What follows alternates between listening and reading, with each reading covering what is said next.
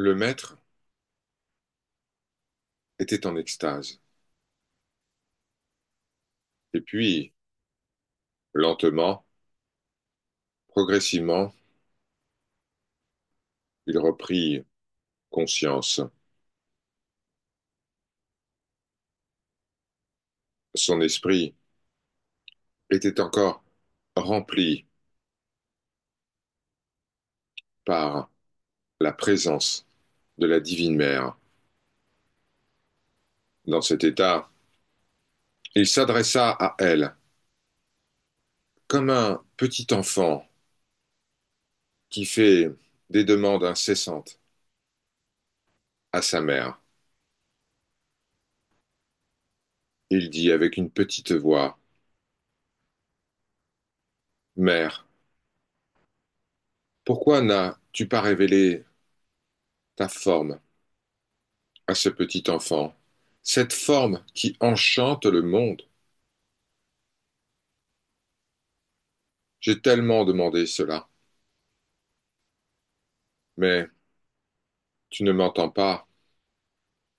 Tu fais ce que tu veux.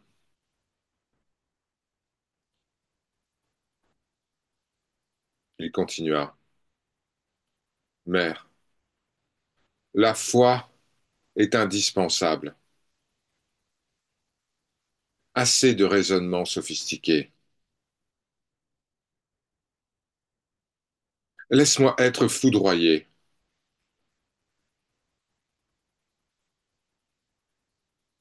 On a besoin de foi, de confiance dans les paroles du Maître.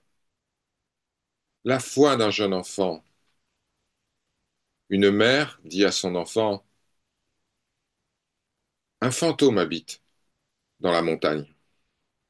Et l'enfant est absolument persuadé qu'il y a un fantôme. La mère dit à l'enfant, il y a un saint qui habite dans cette maison. Et l'enfant est persuadé de cela. Si la mère montre un homme et dit, cet homme est ton frère aîné, eh bien, le jeune enfant sera convaincu à 125% que c'est son frère aîné. La foi est indispensable. Mais pourquoi devrais-je juger les autres? Ô mère, que peuvent-ils faire sans toi? Il est peut-être nécessaire d'utiliser le raisonnement et la logique de temps en temps. Tu as vu à quel point je parlais de cela l'autre jour. Mais, à la fin, le raisonnement et la logique sont inutiles.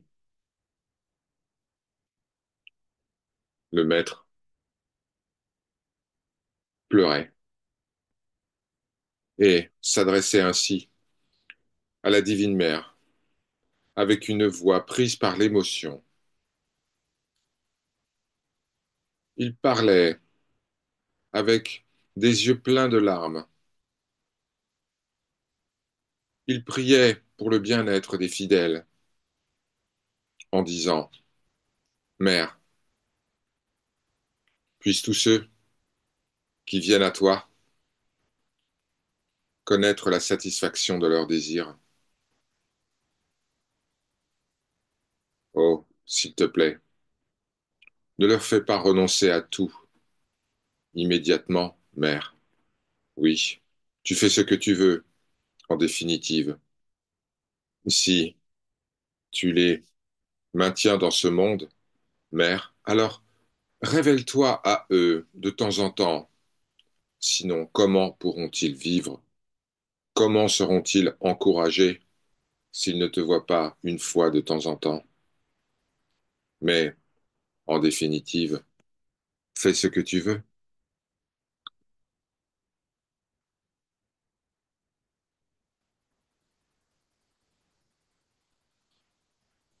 Le maître vit deux de ses élèves entrer dans la pièce où il se tenait.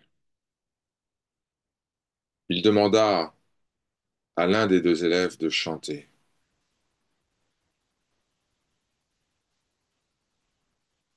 Et voici les paroles qui furent prononcées. Qui est cette femme terrifiante qui illumine le champ de bataille? Son corps resplendit d'une ténèbre encore plus sombre que celle du plus gros nuage, et depuis ses dents surgit l'éclair éblouissant. Qui est cette femme terrible, aussi sombre que le ciel à minuit? Qui est cette femme qui danse sur le champ de bataille?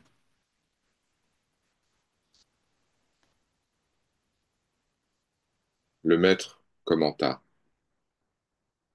Oh, la divine mère. C'est la divine mère qui existe, qui se présente sous la forme de cet univers et qui emplit tout de conscience. Son reflet, la mère terrestre, donne naissance à ce corps. Lorsque je prononçais simplement la syllabe ma,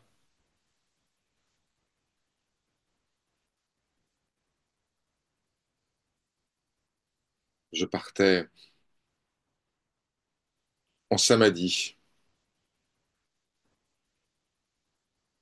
en répétant ma, je faisais venir la mère de toute création, un peu comme un pêcheur qui étend son filet et puis qui, après un moment, le ramène au bateau.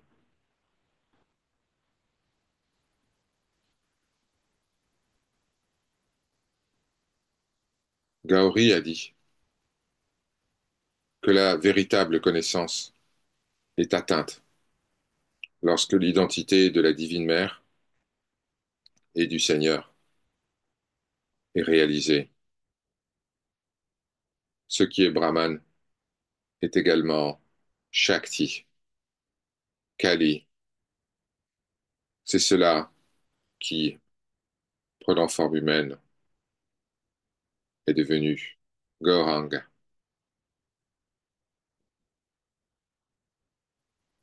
Le maître poursuivit. Il dit, Nitya, l'éternel, et Lila, le jeu divin de la manifestation, sont les deux aspects de la réalité.